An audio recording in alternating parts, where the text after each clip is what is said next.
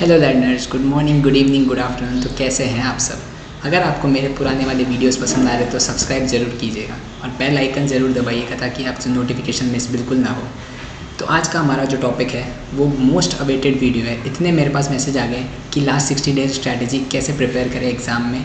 60 days strategy, 60 days में कैसे अपने एग्ज़ाम को प्रिपेयर करें, कैसे टेस्ट दें, क्या रिविजन स्ट्रैटेजी होनी चाहिए। तो ये आज मैं आपके लिए वीडियो लेके आया हूँ जिसमें मैं आपको पूरी गाइडेंस दूंगा कि लास्ट 60 डेज़ में आपको कैसे अपने एग्ज़ाम को प्रिपेयर करना चाहिए। सिर्फ ये ग्रुप 1 के लिए। अगर आप ग्रुप 1 प्रिपेयर कर रहे हैं तो आपके लिए ये वीडियो बिल्कुल बेनिफिशियल होगा। चलिए शुरू करते हैं। अगर आप मेरे साथ कनेक्ट होना चाहते हैं इंस्टाग्राम, टेलीग्राम, यूट्यूब पे, तो आप इस पर क्लिक कर सकते हैं। तो यहाँ से मेरा यूट्यूब चैनल खुल जाएगा जहाँ पे मैंने ऑडिट पॉडकास्ट सीरीज़ डाल रखी है। वहाँ पे सारे आप ऑडिट के कीवर्ड्स मेमोराइज़ कर सकते हैं। और टेलीग्राम पे सारे मैं नोट्स अपने अपडेट करता हूँ, उससे आप अपने सब्सक्राइब करके सारे नोट्स वहाँ से ले सकते हैं। तो चलिए शुरू करते हैं। Last 60 days strategy.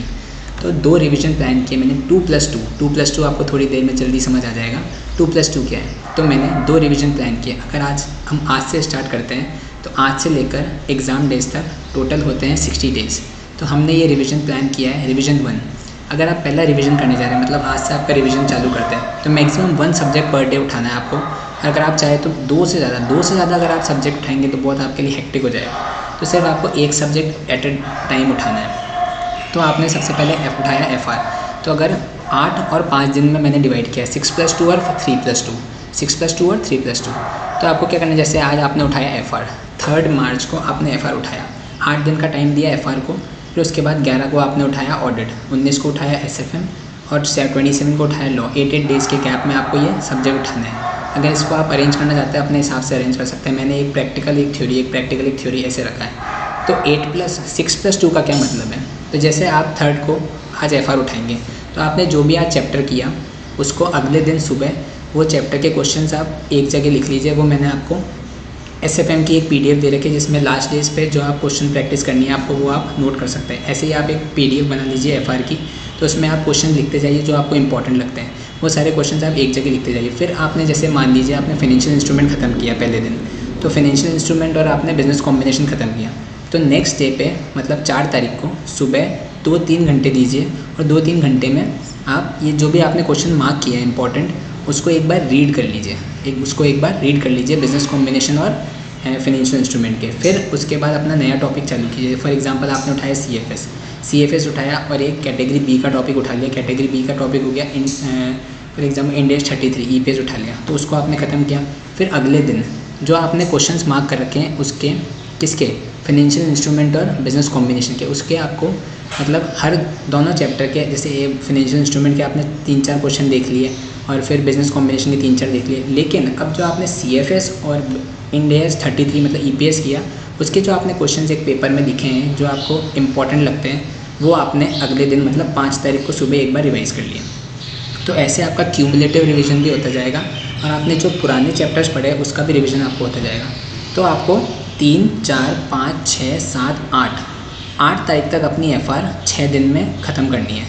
6 दिन मतलब 6 डेज, मतलब 8 तारीख तक आपको ख़त्म करनी है। फिर उसके बाद क्या करना है, आपको 2 दिन देने हैं, मतलब 9 और 10 2 दिन देने हैं।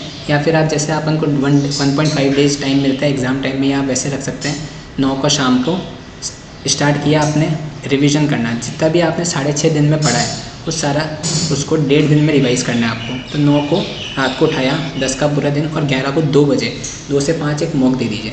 तो उससे क्या होगा, आपका 2 रिवीजन हो जाएंगे। 8 डेज़ में 2 रिवीजन हो जाएंगे, 6+2। तो एक बार आपका 6 दिन में पूरा पढ़ के हो जाएगा और 1.5 दिन में आपका रिवीजन होके टेस्ट देना बहुत ही ज़्यादा मैंडेटरी। अगर आप टेस्ट नहीं देंगे तो मज़ा नहीं आएगा। टेस्ट दोगे तो फिर आपकी उससे प्रैक्टिस होगी और एग्ज़ाम में रिटेंशन पावर ज़्यादा बढ़ेगी आपकी, और लिखने का स्पीड बहुत मेंटेन होगी।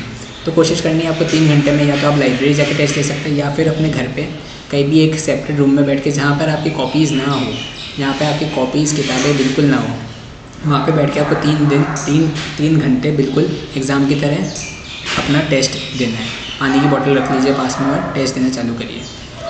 तो इसलिए मैंने 6+2 को डिवाइड किया है। मॉक टेस्ट देना बिल्कुल कंपलसरी है। फिर उसके बाद सेकेंड रिवीजन आपका हो जाएगा 3 अप्रैल तक। एक बार फर्स्ट रिवीजन हो जाएगा और एक बार टेस्ट दे के भी कंप्लीट हो जाएगा। फिर उसके बाद आपको 4 अप्रैल से मैंने 5-5 दिन का गैप दिया, मतलब 3+2 या फिर आप 4+1 भी रख सकते हैं, जैसे आपको इच्छा हो। 3.5 + 1.5 रख सकते हैं। जैसे 1.5 डेज़ में आपको एग्ज़ाम की प्रिपरेशन करते हैं हम, लीव में जो प्रिपरेशन करते हैं एग्ज़ाम की, वैसे तो वही वापस मैंने 5-5 दिन का गैप रखा है। 3+2 करके आप सेकंड टेस्ट दे सकते हैं। तो ऐसे 2 टेस्ट देना तो मैंडेटरी है आप। फिर उसके बाद 24 अप्रैल तक हमारा 2 रिवीजन हो जाएगा अलॉन्ग विथ 2 टेस्ट। दोनों बार हम टेस्ट दे चुके होंगे, हम अपने आप को इवेल्यूएट भी कर रखे होंगे हम कितना पानी में। फिर आता है, इसलिए मैंने 2 दिन एक्स्ट्रा रख रखे हैं। अगर कुछ भी हमारी तबीयत ख़राब हो जाती है या कुछ भी होता है, हमें कहीं बाहर जाना पड़ जाता है, तो हम 2 दिन एक्स्ट्रा रख रखे हैं। फिर हमने 5 दिन रखे हैं एफ़आर के प्रिपरेशन के लिए। 2 मई को हमारा एग्ज़ाम है, तो 27 से 1 तारीख मैंने 5 दिन रखे हैं एफ़आर के लिए, ताकि 5 दिन में आप एफ़आर की प्रैक्टिस कर सकें। और अगर आप चाहें तो सुबह ऑडिट या फिर लॉ आप साथ साथ चला सकते हैं। अब मटेरियल क्या क्या रेफ़र करना है आपको? मटेरियल ऐसा रेफ़र करना है जो क्वेश्चन बैंक जिसमें ICAI के सारे questions, past year papers, MTP, RTP सब हो। मैं रेफ़र करूँगा, मैंने जो यूज़ किया है वो है अतुल अग्रवाल सर का क्वेश्चन बैंक, जो मैंने यूज़ किया है एफ़आर में। पवन सर का मैंने यूज़ किया है SFM में। फिर उसके बाद ऑडिट का मैंने यूज़ किया है हेमंत सोमानी सर का, और लॉ का मैंने यूज़ किया शुभम सिंघल सर का। तो आपकी इच्छा जिससे आप पढ़ रहे हैं आप उसका यूज़ ले सकते हैं। बस उसमें ये इंश्योर करना है आपको कि ICAI के सारे क्वेश्चंस कवर हो, पास्ट ईयर पेपर्स कवर हो, MTP, RTP कवर हो। और नोट्स आपको ऐसे लेने हैं, आपको मटेरियल ज़्यादा नहीं रखना है कि 5-10 मटेरियल रख लिया, 5-10 किताबें रख ली एक साथ, फिर आप कन्फ्यूज हो रहे कि पढ़े किस में से। ऐसा नहीं करना है। बस 2 मटेरियल होने चाहिए, क्वेश्चन बैंक, एक समराइज नोट्स, जो कम पेजेस में पूरा कवर कर सके। फिर आपको स्टार्ट कैसे करना है? जैसे आपने एफ़आर उठाया तो आपको स्टार्ट करना है ABC एनालिसिस बना लेना है। ABC एनालिसिस बना लेना है, जो कि आपको YouTube पे अपलोड होगा। ABC एनालिसिस मिल जाएगा आपको किसी का भी। तो उससे एफ़आर मैं रिकमेंड करूँगा कि आप अजय अग्रवाल सर का देखें या अतुल अग्रवाल सर का देखें। उसमें क्या श्योरिटी बहुत ज़्यादा रहती है कि उसमें से आती चीज़ें।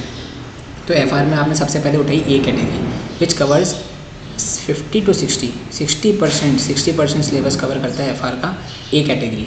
A और B कैटेगरी 80% कवर कर लेते हैं मेजर। तो आपको ये 2 कैटेगरी सबसे पहले A फिनिश करनी है और B फिनिश करनी है। ऐसे आपको कैटेगरी वाइज अपना स्टार्ट करना है प्रिपरेशन। फिर उसके बाद टेस्ट देना बिल्कुल मैंडेटरी है। ऐसे नहीं कि आप एक चैप्टर का टेस्ट दिए जा रहे हैं या फिर 3 चैप्टर एक साथ टेस्ट दे रहे हैं, यूनिट वाइज टेस्ट दे रहे हैं। फुल कोर्स टेस्ट देना बिल्कुल मैंडेटरी है। या तो आप चाहें तो आप टेस्ट सीरीज़ खरीद सकते हैं किसी की भी, या फिर ICAI के पेपर जो होंगे पास्ट ईयर पेपर, उसको आपने प्रिंट निकाल लिया और उसको देख के पेपर लिखना स्टार्ट कर दिया।